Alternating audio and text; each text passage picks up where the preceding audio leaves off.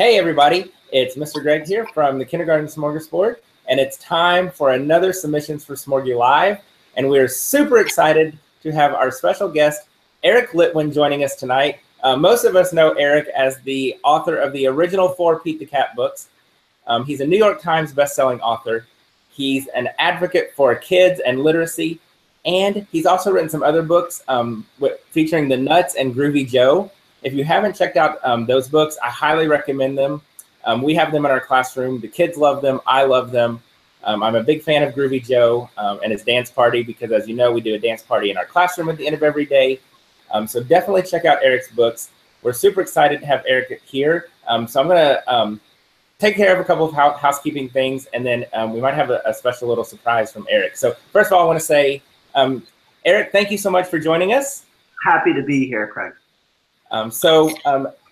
We're excited tonight that Eric's here.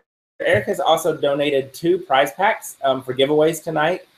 So make sure you head over to the blog, thekindergartensmorgasboard.com. You'll see the image for the raffle copter. Just click that image and you'll get entered. Prize packs. The prize packs include some autographed books, so you definitely want to get signed up for those.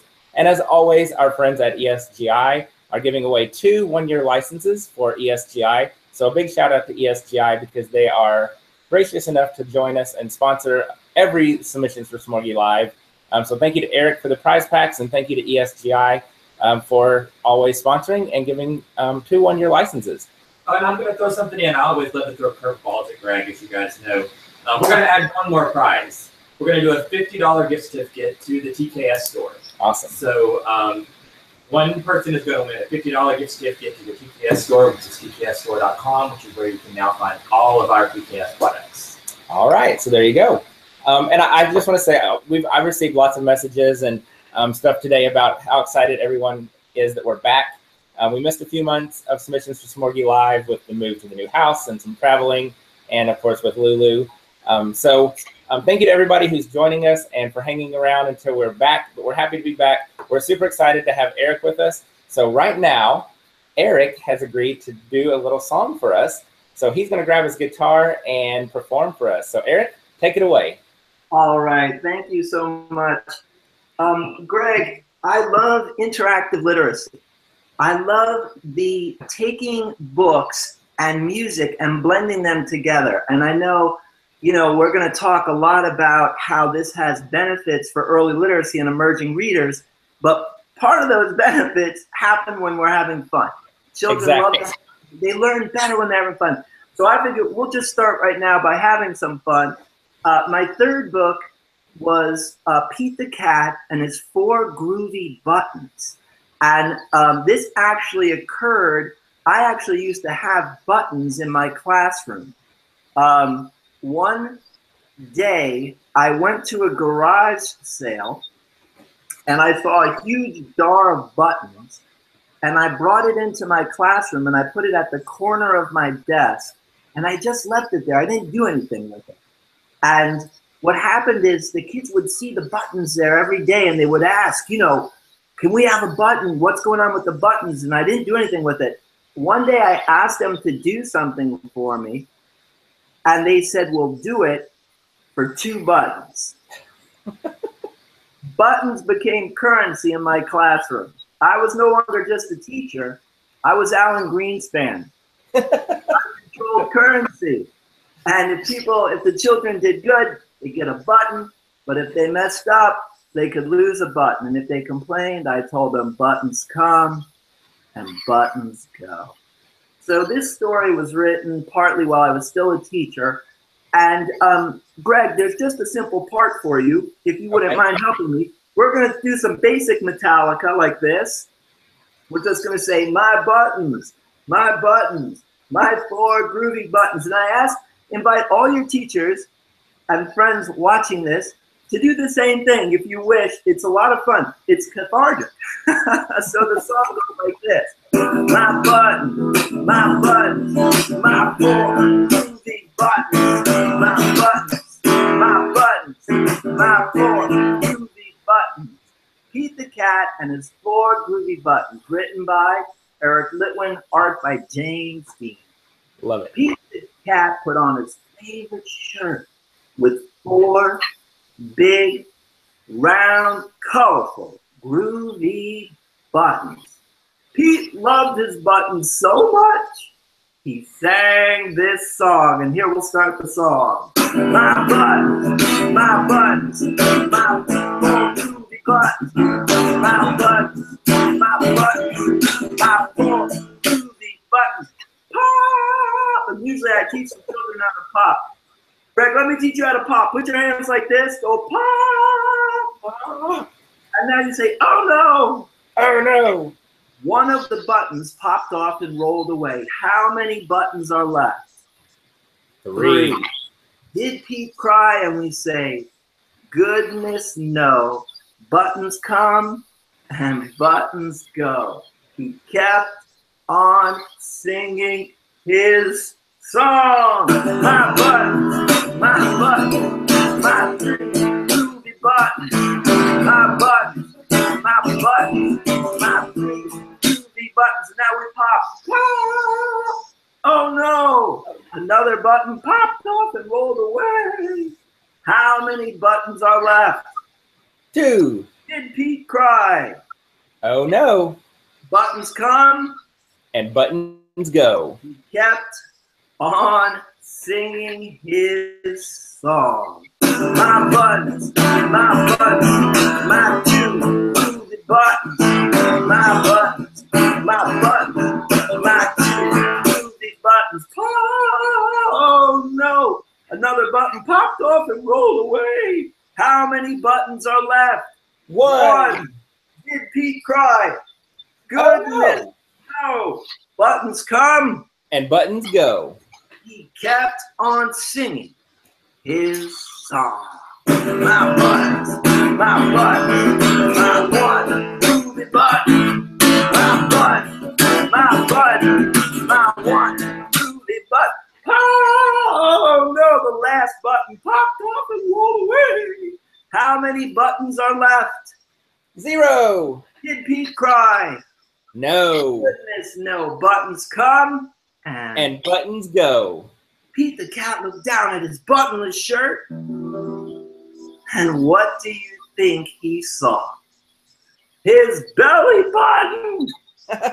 And he kept on singing his song. My button, still have my belly button. My button, still have my belly button. And I guess it just goes to show stuff will come and stuff will go. Do we cry? Goodness no. We keep on singing. I love it. Thank you. That was awesome. And I know everybody watching is probably loving that too. That was awesome. Yes. Yeah. Greg, something that's interesting is that I write my songs in front of a live audience. Really? They're performances. So what we did right now is how the books evolve. There's no art. They evolve when I'm doing my live performances and I have an idea and I tell the stories and there's this interactivity and I watch it carefully. So what we just did in many ways is how the stories first evolve before the art becomes part of the experience. That's really cool. I didn't know that. That's awesome. Yeah. All right. Well, let's see if we have any questions and we'll get right to it. So, okay, sounds good. We want to start getting those questions in, but before we do, I want to do one more thing. I want to make sure everyone is very clear on how the giveaway works. We always have to repeat this a few times because we always have a few new people that join us every month. So the way the giveaway is going to work is you're going to enter the giveaway on our blog at the kindergartensmorgasboard.com. You'll click on the very first blog post. Once you click on that post, you will go in, you'll scroll down just a tad, and you'll see a huge image that says Submissions for Smorgie Giveaway. You click on that image, and bam, you get to enter. All you do is enter your email address, and you're good to go. You enter your email address one time, and that enters you for all of tonight's giveaways. You only have to enter one time. So I'll repeat one more time, just so everyone's very clear on how you're going to enter tonight. You're going to go to the kindergartensmorgasboard.com, click on the very first blog post. Then you're going to scroll down until you see a huge image that says Submissions for Smorgie Giveaway. click there, enter your email address one time, and you're entered for all of tonight's giveaways. So we're ready for questions. I don't have any yet, but I'm ready for them. So send them my way. We've got 74 watching us right now. So I know some of you 74 people have some burning questions for Eric and Greg. I know, they always have burning questions. Well, once they get started, it's right. It's a whole barrage. Eric, talk a little bit about your newest book that you have, because I know people will be excited to hear about that. My newest book is Groovy Joe, Dance Party Countdown. Which I love, by the way. I have it, and I love it. The art is by Tom Lichtenheld, also known for Goodnight Construction Site. Oh, I love that one too. Yes. Some of the educational characteristics of this book I'd like to share, in addition to it being just super fun. Let's talk about the interactivity.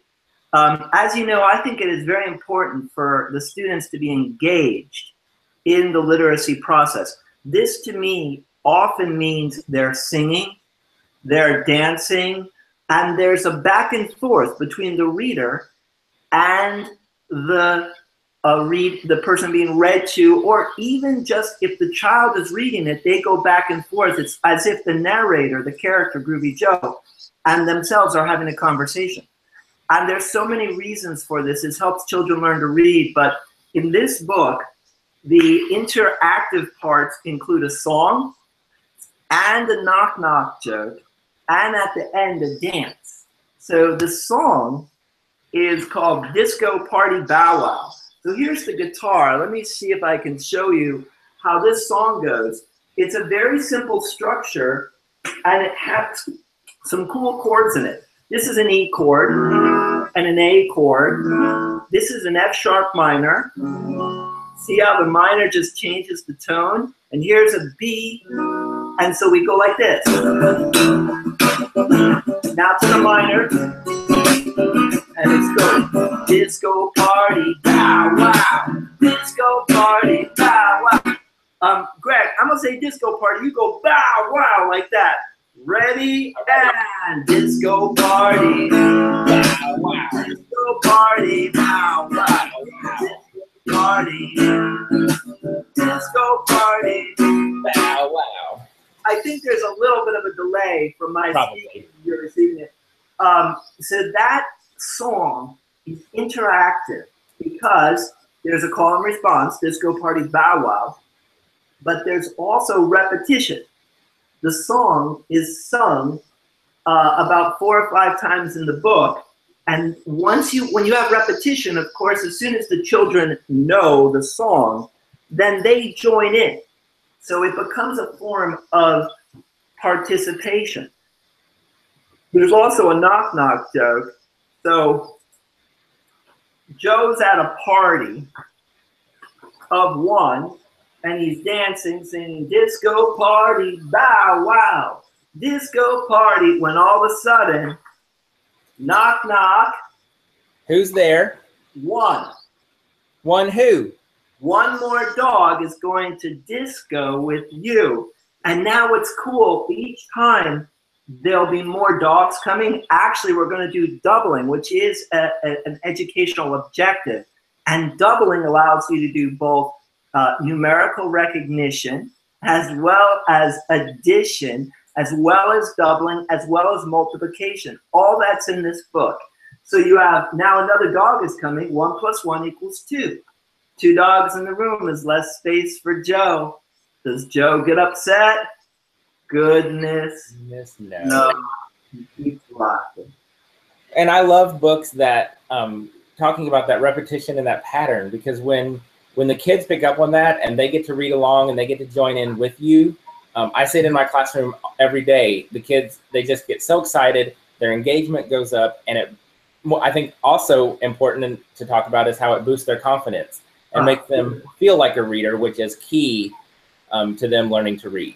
Well, Greg, let's just even say the reason they feel like a reader is because they are readers. And exactly. So here comes, this is a very important part about the books that I write and the philosophy that I'm here to share, that I've been sharing for, this is what I'm passionate about, in that children, when they first begin to learn to read, can use sounding out words, phonetics, and they can use sight words. And those are the primary ways children learn to read. But here's the thing. They can also use music and repetition and rhyme. And what you're describing in your classroom, that feeling that the children share with you, that happiness, that is important, because many children who aren't strong at phonetics and sight words don't feel that happiness. Exactly. And they should. And we want them to. And when a child begins to read, what I advocate for and write is, let's give them, I call it a multi-learning approach. Let's give them many ways to be successful and experience what you just described, that look. And we know how important this is, especially for children who have not read successfully with singularly using traditional methods. Yeah. Yeah, absolutely. And because we have to teach the whole child and meet them where they are. So yeah, absolutely. And so many children now, perhaps they have English as a second language, perhaps there's apraxia, dyslexia, ADD, or they're just at that developmental stage where they're just beginning to read. Having other ways for them to decode and figure out the book, like rhyme and repetition and call and response, just makes the reading process more successful and more joyful. Are we ready for some questions? Let's do some questions. Bring them on. Bring them on. All right. So the first one is from Jessica. She wants to know where the character Pete came from. Pete the cat is an interesting character who is a combination of two different kind of genesis. I had written a story called The Little Girl and Her White Shoe. And in this, the story, which kind of has the optimistic message and the repetition and the musical style to it, that was how that story got created. The artist, James Dean, had a folk art character for grown-ups called Pete the Cat, which was a very Zen-like character who kind of, James described it as, he shows up places. And he showed up at great places, like Van Gogh's paintings and where the Beatles are walking across the street. James and I were both from the same area, in the Atlanta metro area. We decided to work together. I approached him, and the little girl in her white shoes became the cat. I love my white shoes. And that's how the picture of the character, Pete the Cat, began. Awesome. Very cool. Yeah. Here's a question for both of you. This is a very good one. This one's from Marina. And we have a couple people saying that they have the same question. Great question. So she says, what do you do if you're given a mandate by your district? How do you find the time to do those best practices that you know you should do? This is something that's coming up a lot. We hear this from teachers all the time. I hear it from teachers all the time. And it's also something that is happening in our district. I think we, as teachers, we have to do what's best for our kids, and we have to put the focus on the kids. And I always say, as long as the data is there, they're going to leave you alone. I've heard other people say this, but if it's right for kids, that's a best practice. And so we have to, of course, we have to do what our bosses and our districts tell us. But I think we sometimes get locked into those mandates, and we think that there's only one specific certain way to meet that mandate, when really there are ways that we can meet the mandates in more appropriate ways, more engaging ways, more fun ways. And so I think we have, as teachers, and sometimes it might mean more work for us, but we have to find ways that we can follow those mandates, but make it more engaging for our kids, more fun for our kids, and more appropriate for our kids. I think that's an outstanding answer. I will add, at this time, I'm writing a book called The Happy Hopeful Reader, where I'm explaining certain practices to show that they are actually consistent with best practices. Now, the research is pretty clear. The best way for a child's reading comprehension to improve is actually reading. And this is more successful than drills for phonetics and sight words. Now, I want to be sure to make clear that I'm not against drills that help us develop and practices that help us develop phonetics and sight words. The problem is they just don't work that well. They're better as supportive pieces to having a child read all the time, which the research demonstrates and really suggests strongly is the single best way to improve the reading scores. For a child to want to read all the time, they need to be successful at reading. That's why what I'm describing right here is not inconsistent with improving reading scores. It's actually the best way. And what teachers today need is information so that they can be advocates for the best practices for their county, for their parents, and for their students. And where we've gone wrong is that there's so much testing right now that Yes. practices in the classroom are being designed to serve the needs of the test. But wait a minute, that's not necessarily the needs of the children. So we have to get back in focus, and we have to advocate for true best practices that improve reading comprehension. And when I'm describing music and literacy is really a very good way, maybe the best way, to improve reading comprehension and reading scores for so many of your students. Well, and I think you said it so well. Is the more we read, the better we are at reading, and so our kids need to be reading All the time.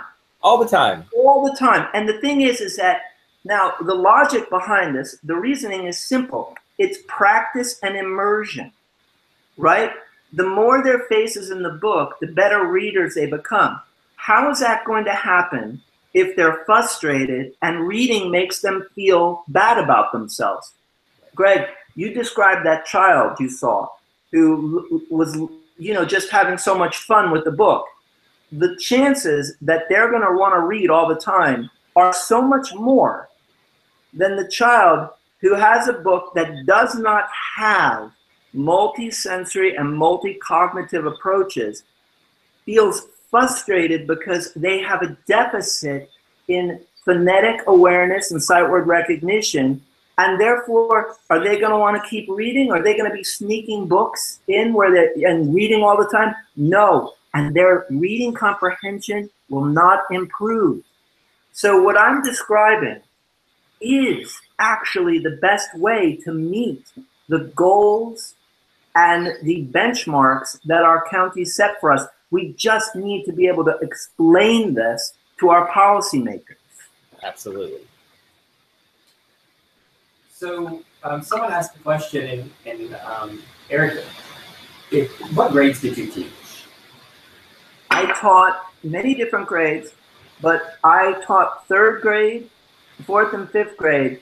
What happened was, as a 3rd grade teacher, many of my students didn't love reading. And a lot of my students had a lot of problems. There were a lot of difficult situations. I knew I couldn't solve all their problems. But if I can help them fall in love with books and reading, then I will have accomplished something. So I started focusing on why they didn't love reading. And I noticed that when we taught reading, we primarily focused on sounding words out and on recognizing words. But the problem was my students weren't very good at that. So I started adding other ways for them to get engaged and to figure out the books. And you know what? It worked. And I ended up leaving the classroom to pursue these ideas. I have a master's in teaching and a master's in administration, and I was on a leadership pathway. But as soon as I started realizing how we can approach early literacy in a way that benefits more students, that became my pathway. So I taught third grade, but I became fascinated with early literacy while teaching third grade. Very good. This question was from earlier on, and I think I missed it. I just scrolled back up and found it. It's from Jean Hahn. Hi, Jean. Hey, Jean. Jean watches us every month. Hi, Jean. She says that her school began using Lucy Calkins reading this year, and she wants to know what are some great read-alouds to keep her kids engaged. In addition, and tagging off of that, Denise wants to know some of your favorite books to use in the classroom that aren't just narratives. Besides his own. That's for both of you. So some of my favorite read alouds, going back to the repetition and the pattern that we talked about earlier, I'm a big fan of the old lady books, The Old Lady Who Swallowed a Leaf, The Old Lady Who Swallowed a Clover. Those books, I love those books because of that repetition and that pattern, and it really allows some interactive read alouds. I just read a new one this week to my kids called Monsters New Undies. Automatic hit with the kids because it talks about underwear, but it has a great pattern to it. It's very engaging. The kids absolutely loved it, and there's a little bit of repetition in there so the kids could read along as well. Creepy Carrots is another good one, especially for this time of year, and they just came out with a creepy pair of underwear.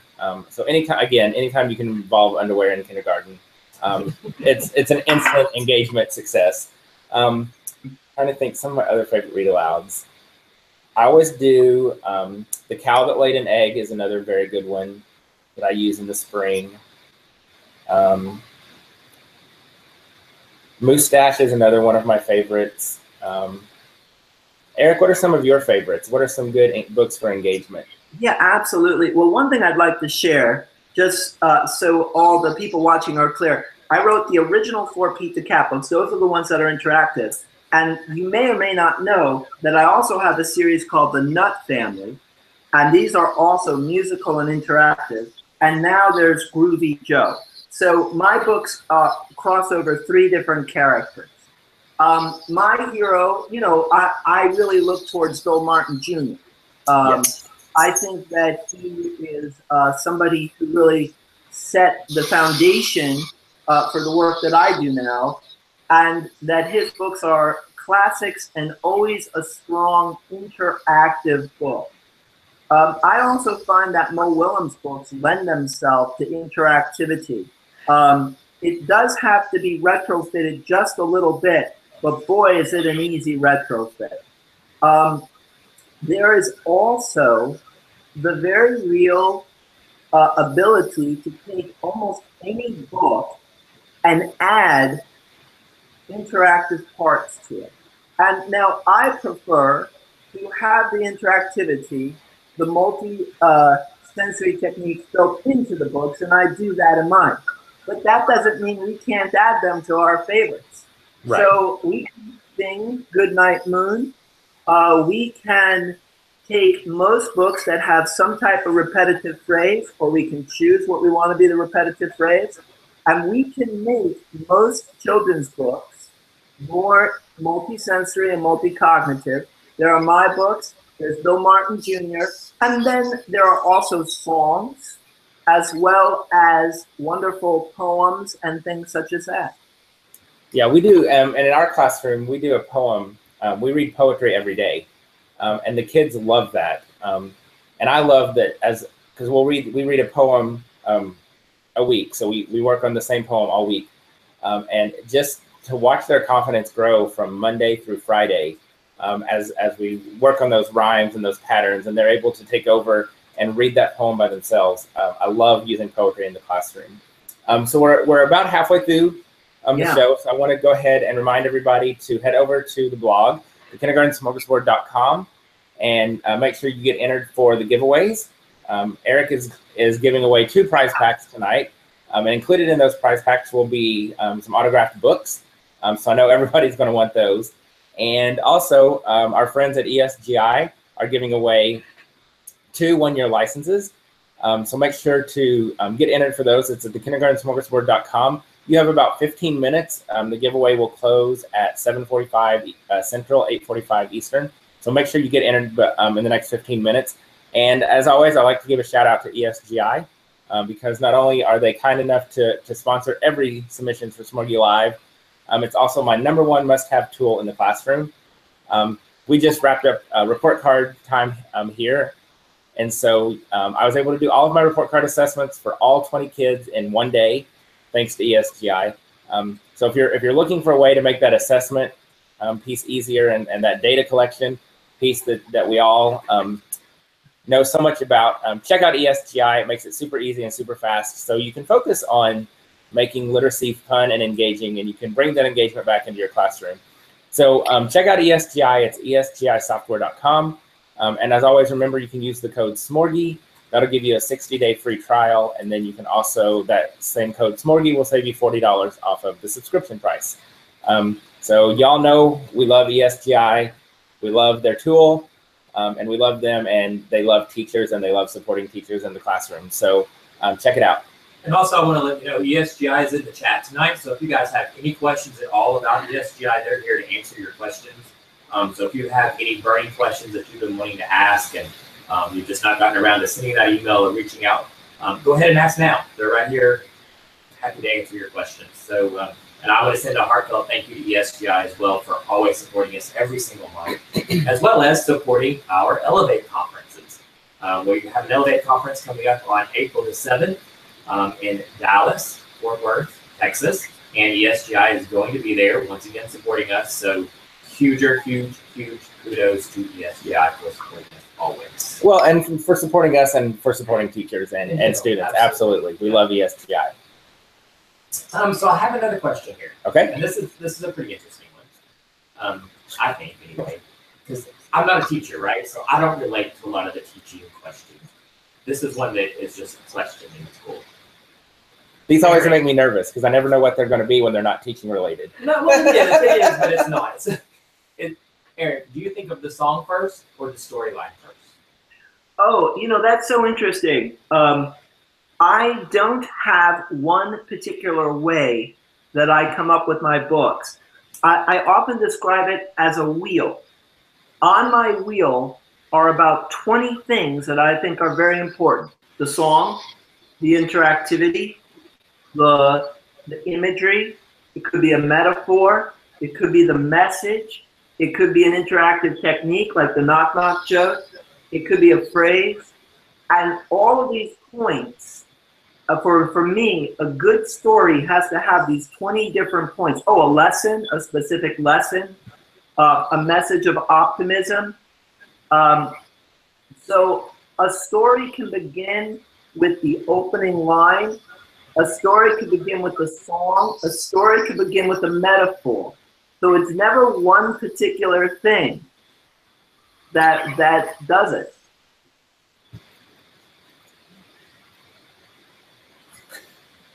I think everyone is scared tonight. We have 100 people watching us and no one's asking questions. I can't believe that because normally we can't get through all of the questions. This is the first in 3 years that we've never had questions. I think you've scared everyone. Can I tell another story? Everyone's terrified. What do you say? We want to hear another story? Maybe so, and then y'all got to ask some questions. Come on, y'all. I know you have questions. So yeah, so we'll have Eric sing us a little song, tell us a little story. And then hopefully you will flood the chat with so many questions that Jason can't keep up. That's usually what happens. So take it away, Eric. We're going to do the newest book, Groovy Joe, Dance Party Countdown. For those people watching, if you'd like to sing the song, oh, and of course you can always download this. For this one, it's groovyjoestories.scholastic.com, and you can download the music. So if you want to sing along, it goes, disco party, bow, wow. Disco party, bow, wow. Okay. And Greg, if you can do the interactive parts, we'll do it together. Are you ready? I'm ready. All right. Groovy Joe is totally fun. He's a song singing, tail wagging party of one. And he sang this song. Disco party, bow wow. Disco party, bow wow. Knock, knock. Who's there? One. One who? One more dog is going to disco with you.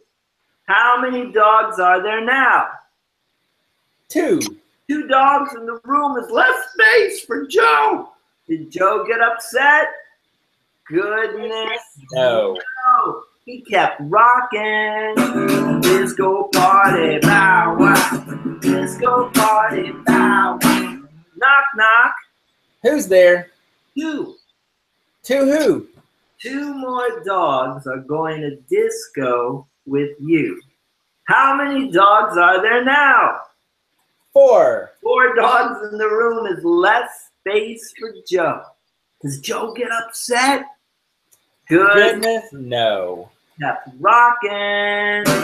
Disco party, bow wow. Disco party, bow wow. Knock, knock. Who's there? 4. 4 who? 4 more dogs are going to disco with you. How many dogs are there now? 8. 8 dogs in the room is less space for Joe. Did Joe get upset? Goodness, no. He kept rocking. Disco party, bow wow. Disco party, bow wow. This party is rocking. They're packed on the floor. But Groovy Joe said there's room for 1 more. Who could it be? Knock, knock. Who's there? Joe invited. Joe invited who? Joe invited you to come to the party. Everybody. Everybody to come to the party. Are you ready to boogie? Woo! Woo! You want to have fun? This story is ending. But the party has just begun. And you sing and dance together. Disco party, bow wow. Disco party, bow wow. Disco party, bow wow. Disco party, bow wow. What does this story teach us? There's always room for 1 more.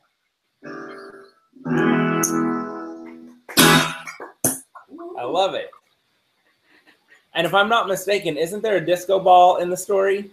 Oh, yeah. There's a disco ball. Oh, and there's a line. There's a disco dance that goes with this. Yes. There's a disco ball. Yes. Well, that's part of why we love the book, because our classroom has a disco ball. So, you know, dancing is a key part of our classroom. Well, there's the song. If you go to groovyjoestories.scholastic.com, here, I'm going to play the song for everybody. There's a really fun dance that you can learn and do in the classroom. Here it comes. Here.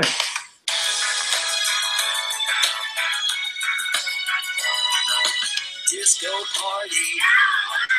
Disco party. Disco party. Then it has you step. So you just step once this way, and then you jump back. And then you howl. Oh! And then the moves are like disco party. Disco party. Disco party. And then I think we watched this video, and I think we did the dance. We didn't keep rolling. No, we didn't. No, we did keep rolling. Yeah. The nuts. oh, Yeah. people, well, you know, I am now. No, we did it live on Facebook. It was like completely silly. Yeah. Greg, All right, I'm trying to questions. create a dance for each book. Oh, I'm sorry, Jason. What was that? Oh, that's fine. I've got some questions compiled now. Okay, great. So this is what everyone was saying when they said that everyone's just in awe of watching you two interact and listening to you. So that's the reason why no one's asking questions. But they did ask them now. So This one's from Debbie.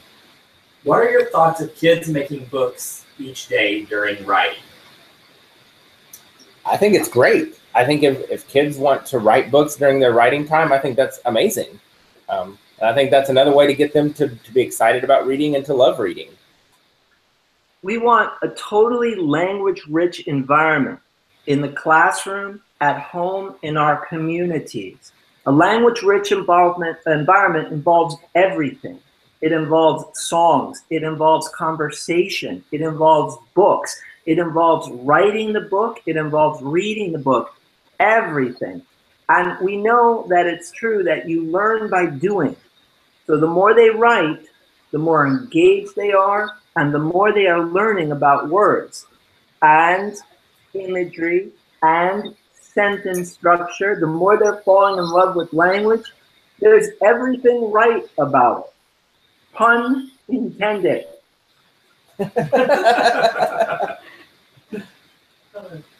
This one is from Jennifer. She wants to know if you teach social skills in the classroom.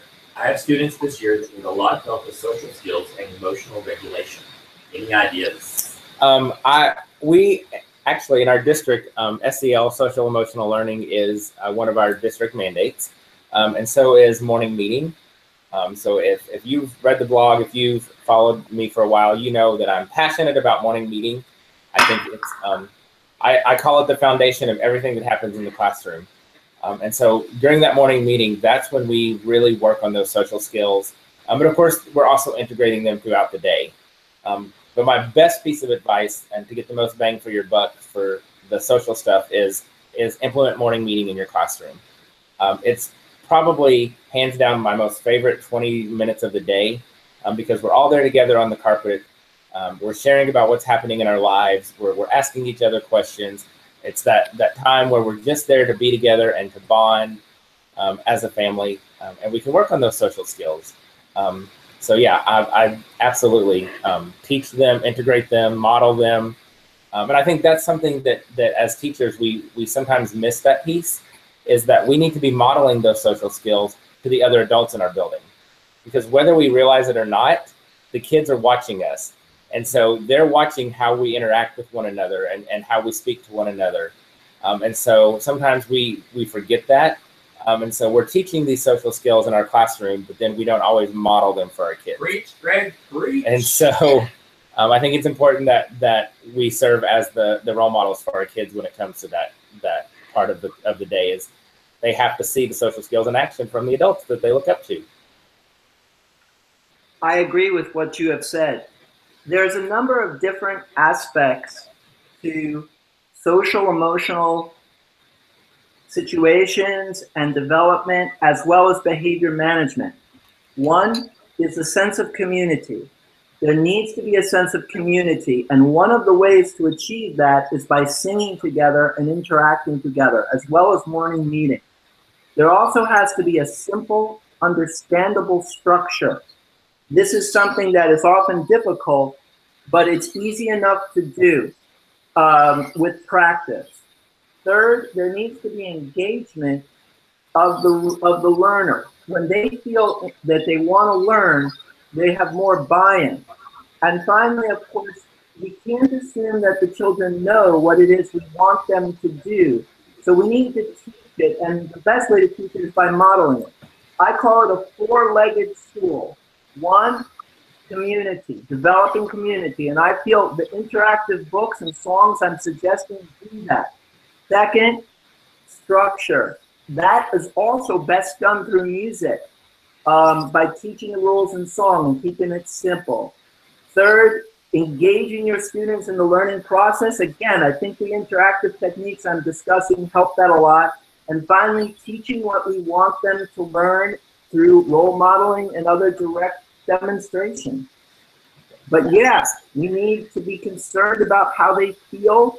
Children learn better when they feel safe. So Exactly. all those things are important. Yeah, and I talk about this all the time, is the importance of buy-in and giving the kids that choice and that voice. Because once they buy into what's going on, and once you have them buying in Oh, you still there? Goes up, their behaviors are better. It's all about getting them to buy in and building that sense of community. And their buy-in has a lot to do with fun and feeling that they are smart and they are learning. Absolutely. So Greg, you mentioned morning meeting. And so Holly has a follow-up question on morning meeting. She says, how does your morning meeting only take 20 minutes? By the time we greet, share, do the message, and our morning dance, we're like 30 to 35 minutes in. So part of it depends on how many kids you have. Of course, it's about routines and procedures. So about 20 minutes. The key to remember, and I think sometimes this is where people, where those morning meetings kind of stretch. Greeting, it's not necessary for everyone to greet everyone, because then you're there forever. It's what matters is that everyone is greeted by somebody, and so make sure you don't have to have all 20 kids greet all 20 kids, but just make sure that everybody gets greeted by someone, including yourself. So that's one way. A lot of it is routines, procedures, and being able to just move through it quickly and getting that flow. Sometimes our morning meeting takes 15 minutes. Sometimes it takes 25. And if it goes 25 minutes, I'm okay with that. Because again, I think that morning meeting time is the most valuable time that we spend together in our classroom. So yeah, I think the biggest time is that greeting piece. So if you can find ways to kind of speed that up, that will speed up your morning meeting.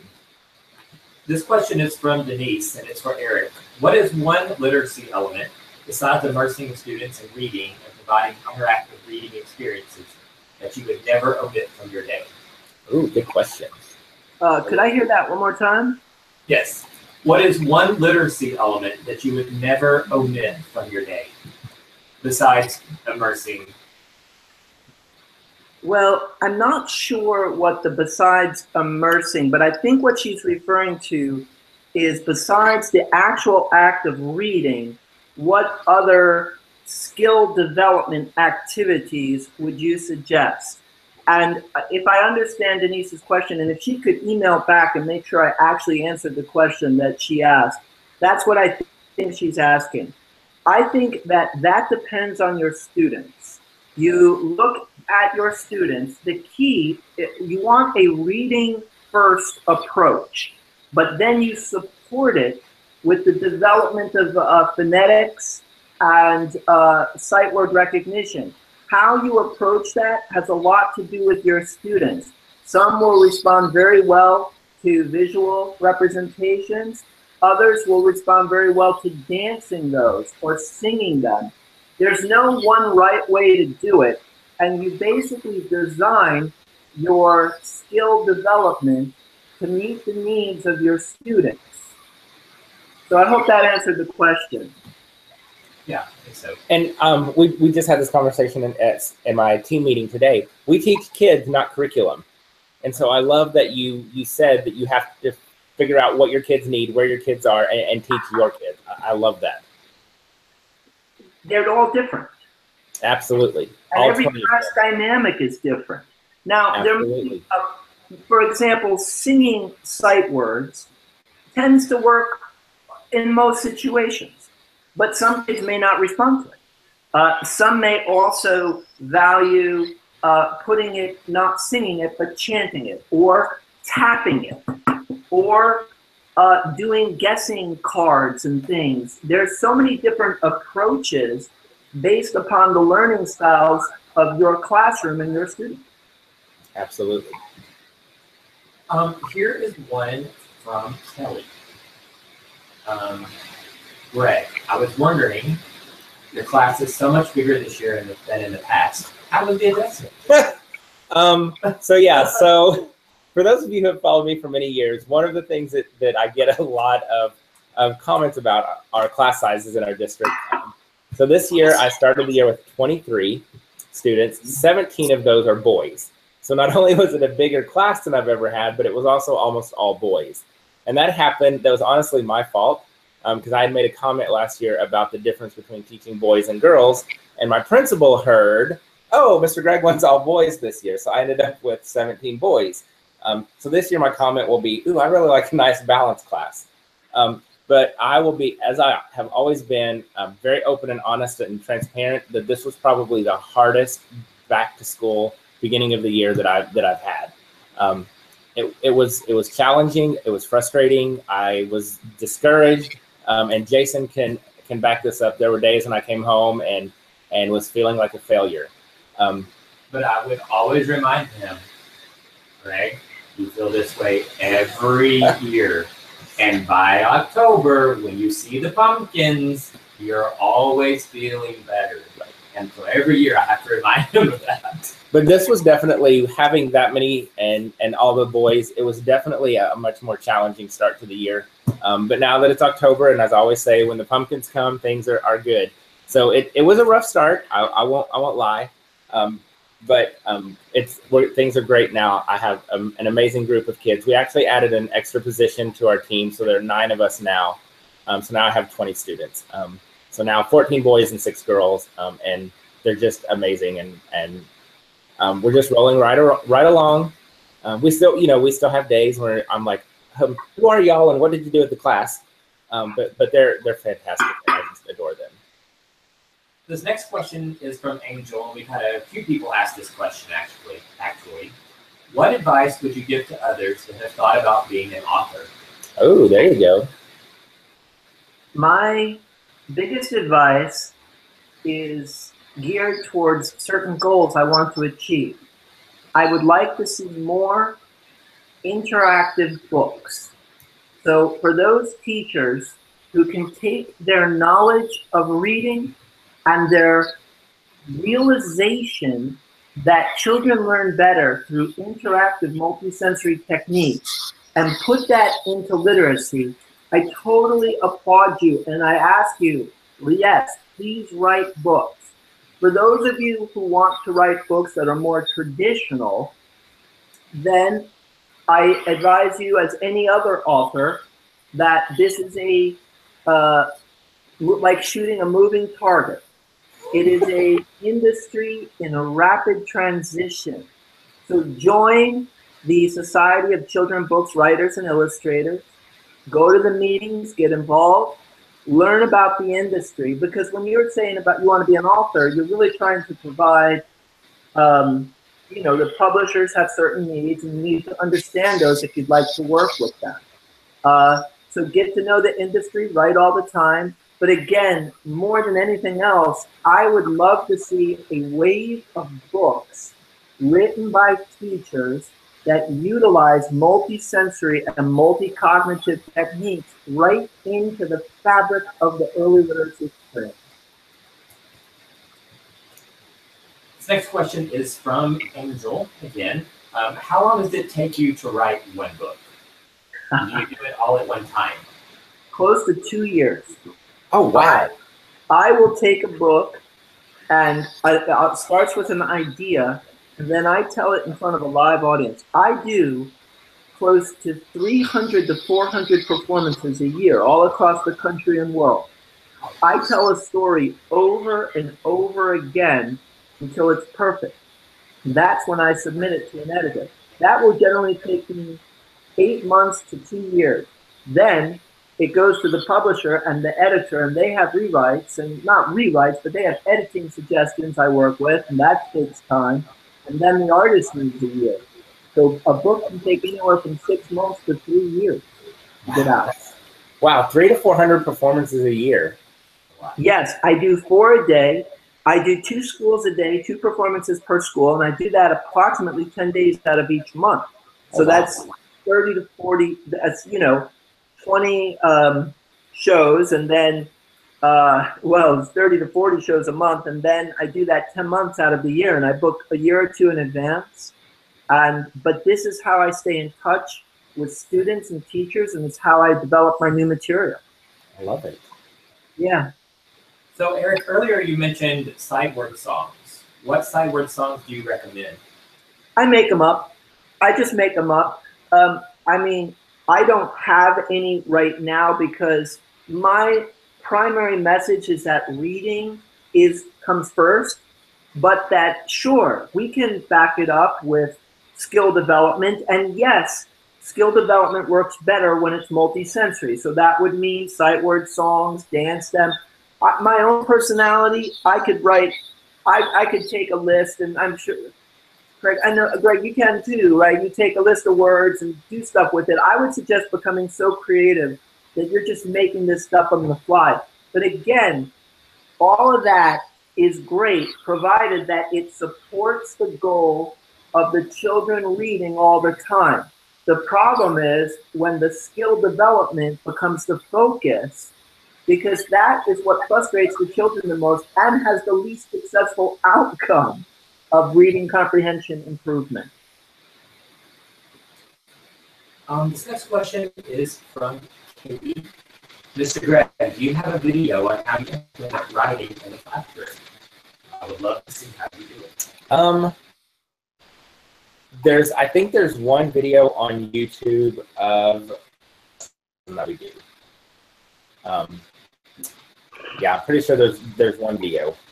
So we use Writer's Workshop method, and we use Writing Through the Year as our curriculum. It's by D. Wills, Deanna Jump.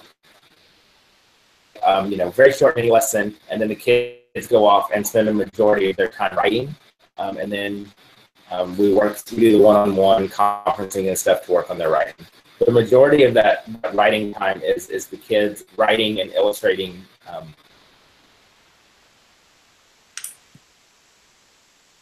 Oh, you still there?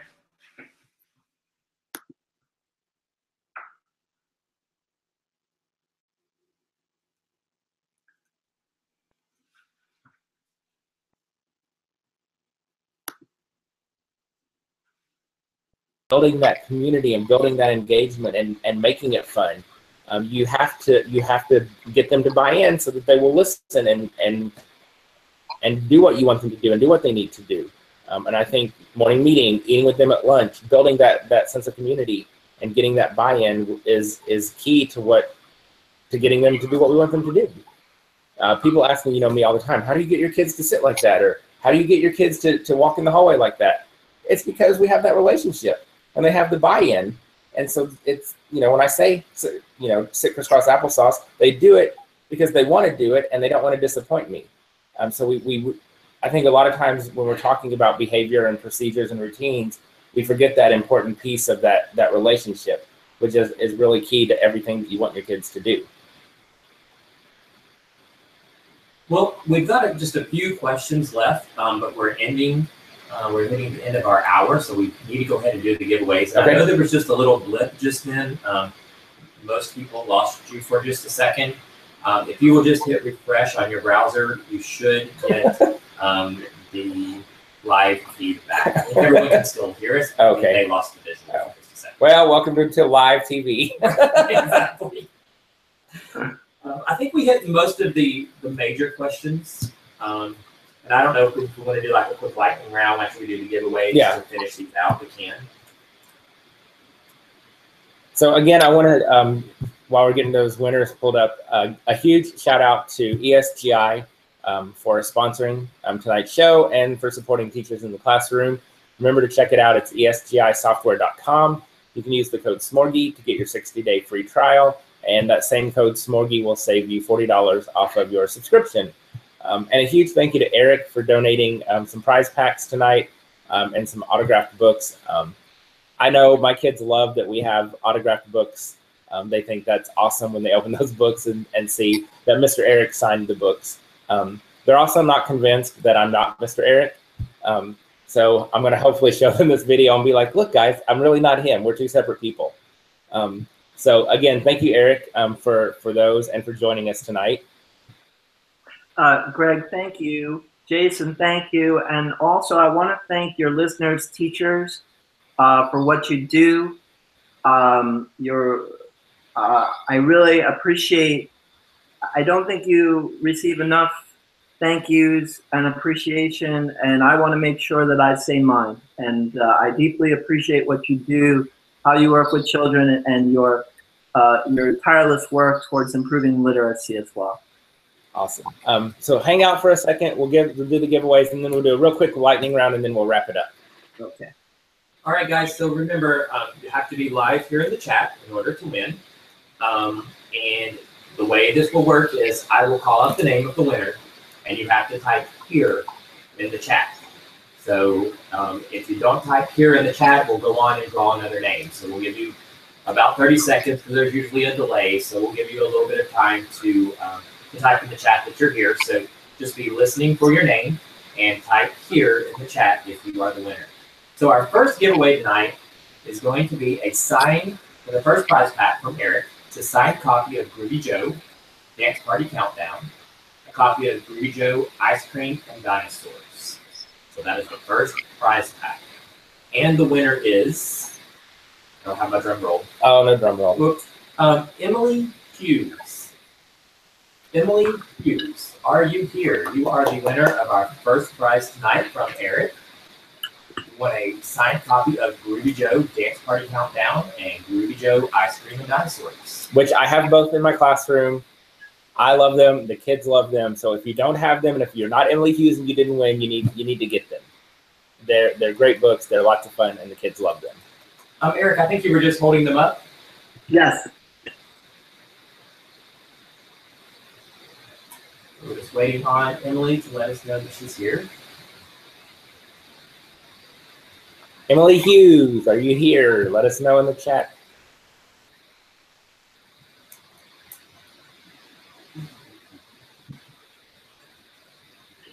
Emily Hughes, going once, going twice. Come on, Emily.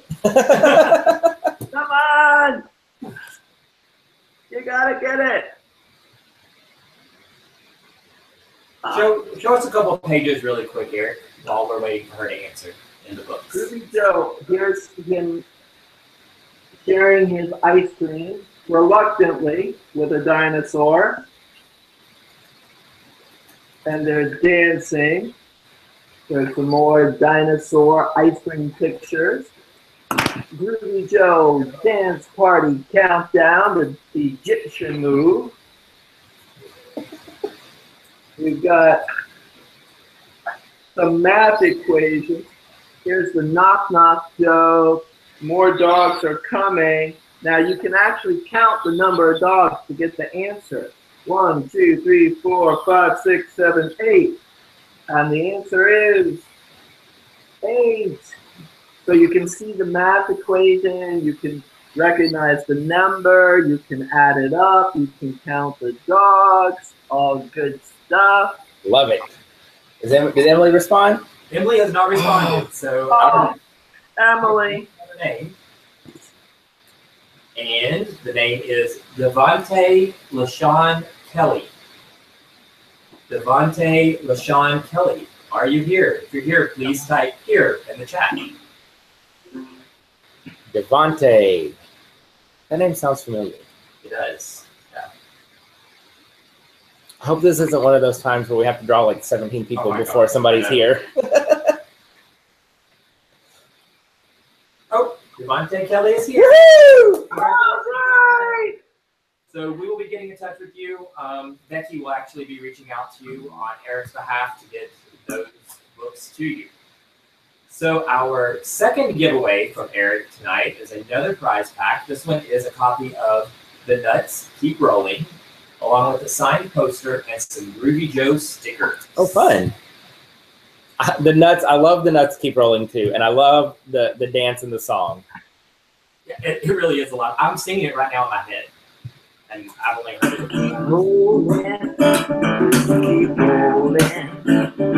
keep rolling. All right. You'll have to get on our Facebook page and look for that video of us doing that dance. Oh, I can't wait to see it. So the winner is Mara Paul. Mara Paul, are you here?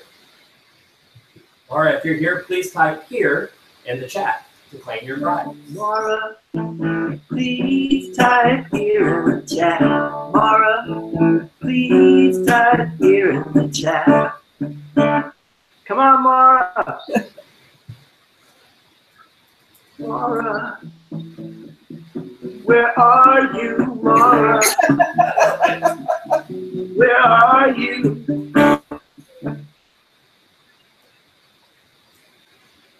Keep rolling. Oh no, Mara, Oh. the book's rolling away. All right, we'll give you just a little more time. Mara, Paul, are you here?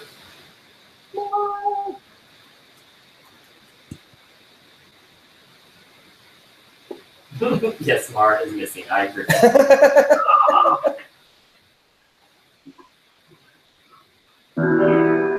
Poor So, Mara. people have said that there's a delay, and there is always a delay, so I'm typing it in the chat.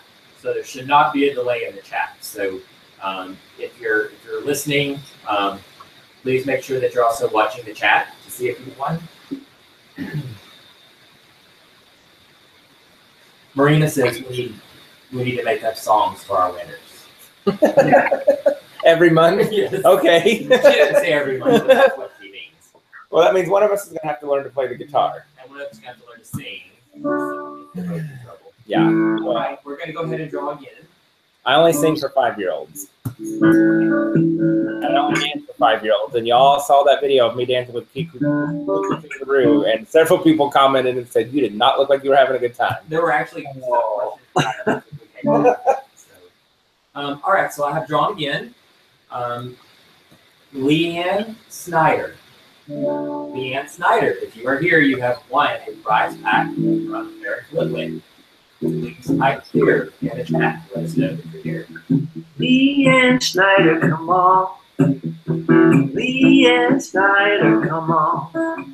The book is gonna just roll along. So Leanne Snyder. He's here. Oh, So again, I will get your information over to Becky, and we'll get you all hooked up. And our next giveaway is from us, the Kindergarten Sport. Woohoo! I win. Give away a $50 gift certificate to our store at thetksstore.com, which is just like our Teachers Pay Teachers store. The difference is you're buying directly from us. And we're working very hard on getting videos attached to all of our products so that you can see previews, and we've got some other fun things in the works for the store. So we hope that you'll visit tksstore.com. And the winner is Anne Rowe. Anne Rowe, are you here? If so, type here in the chat. You'll won $50 to the tksstore.com. Anne Rowe. It's always exciting and nerve-wracking to wait to see if they're here. Gotta stick around.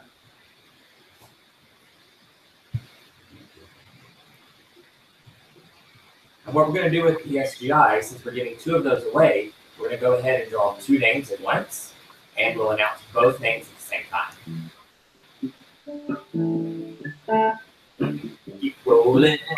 Keep rolling.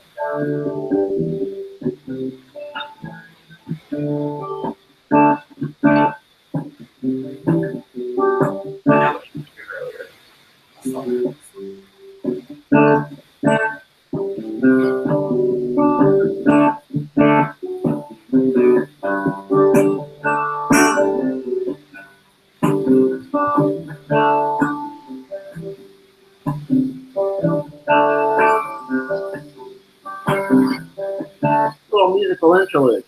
Okay,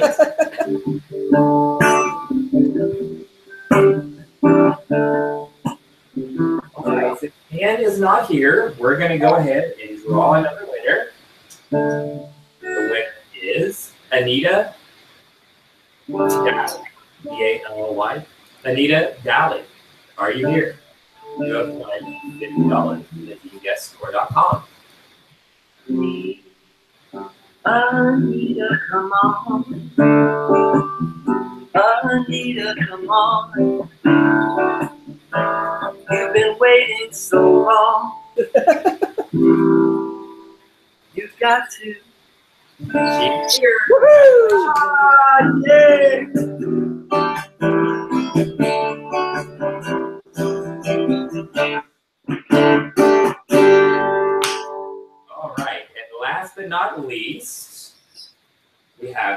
2 1-year subscriptions to the SGI software. That's a $200 value.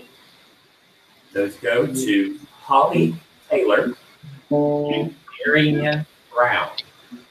Holly Taylor and Marianne Brown. Please type here in the chat. You have won a 1-year subscription to the SGI software. Holly, Marianne, did you hear? You can win a subscription for a year. Holly, Marianne, did you hear? 1 subscription for 1 year. All right, so Holly already has the SGI. Ah, So we will choose another.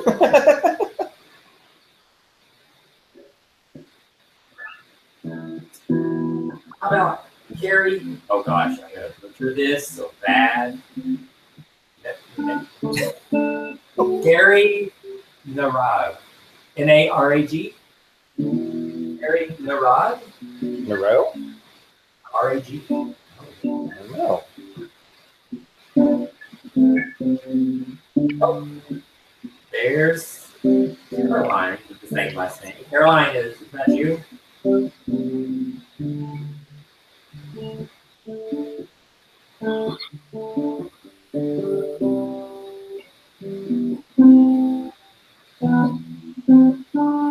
it is. Awesome. Woo! Woo!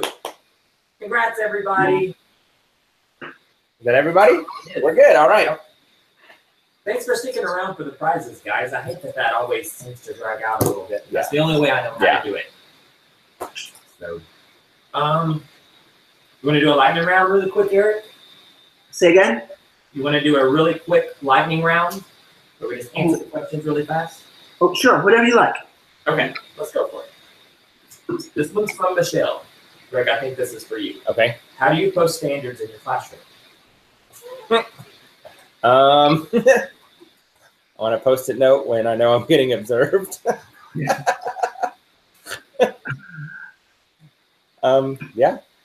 Also, I mean, I've done posters and I've done, dry erase signs, and I think the dry erase is the easiest because you can write on it and erase it when you need to. So I would just do something like laminate some poster board or paper and use dry erase markers. This one is for Eric. Which character are you more like, Pete or Groovy Joe?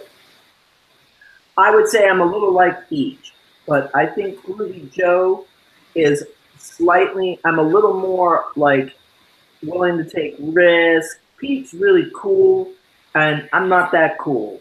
I'm a little more awkward, willing to get out there and dance and sing. So I think I'm a little more like Groovy Joe. But both of the characters, I wrote the stories, and the stories reflect my idea. Greg, how was it meeting Cuckoo Kangaroo? It was actually really cool and lots of fun. Of course, we love Cuckoo Kangaroo on Go Noodle and on YouTube. So I was very curious to see what it would be like to be at their concert with a bunch of adults, but no kids. And it was actually a blast. I did not like the fact that Brian wiped his sweat on my face. But it was a blast. It was super fun. And they're actually going to be here in Nashville in December, and we're going because it was so much fun. So it was awesome. And they're super nice guys, and they're both like ginormously tall. Eric, this is from Marina. What is your favorite book that you've created? My books are like children, no favorites. I had a feeling that was going to be your answer. That would have been mine as well. This one is from Valerie. Any suggestions to help a kinder friend that struggles to remain in a workspace at center time? Let me start over. Any suggestions to help a kinder friend that struggles to remain in a workspace at center time to stop from wandering around distracting others that aren't actually engaged? Again, I think getting that buy-in, reinforcing the expectations, and acknowledging and the positive. And if that friend stays there for 30 seconds, acknowledge that and praise that, and see if you can get it to a minute. And also sometimes, make sure that they're not bored, because sometimes I think that happens. But I always go back to the procedures and the expectations and acknowledging when they're there for even 30 seconds and then, trying to extend that time. From Tony, Greg, how do you get all of your kids tested on so many skills in one day? I use USGI also, but there's no way I can get it all done in one day. And I actually heard we had some conversations about that this weekend at a conference I was at. And I think a lot of it goes back to how many kids are in your class and what the number of assessments that you're required to do for the report cards. So I have 20 kids, and I'm able to get through them in one day. So I think it varies from class to class, just depending on those logistical things. And last question. This one's from Lisa. Eric, what was your favorite book growing up? Well, as a child, I loved There's a Monster at the End of This Book. And I also loved the Winnie the Pooh series. I loved the Boxcar Children as I got a little older. And then Harry Potter series was also a big, big favorite of mine. Awesome. All right. Well, again, I want to say a huge thank you to Eric. My pleasure. For joining us tonight. It was fantastic. I was taking notes. As always, when I talk to you, I learned a lot. It was a lot of fun. So thank you for taking time out to hang out with us and talk about all things literacy tonight. Greg, thank you very much. And I will echo what Eric said earlier, as we always do at the end of the show, is a huge thank you to all of the teachers out there for all that you do for your students and in your classrooms every day. And I know, as Eric said, we don't get enough thank yous and enough appreciation. So from Jason and from me and from the Doodles, a huge thank you for all that you do in your classroom every day. Just remember that every single day you make a true impact on the lives of your students, and let that reminder serve to keep you going and to keep the focus on the kids. And to remember, always use your voice and be a strong advocate for your students and for what's best for them. So I hope you have a great rest of the week. To everyone who watches us on YouTube later, thanks for watching and for tuning in. And again, a huge thank you to Eric and to everyone who watched, including our sponsors, ESGI. So thanks, everybody. Have a great night, and we will see you next month for the next Submissions for Smorgie Live.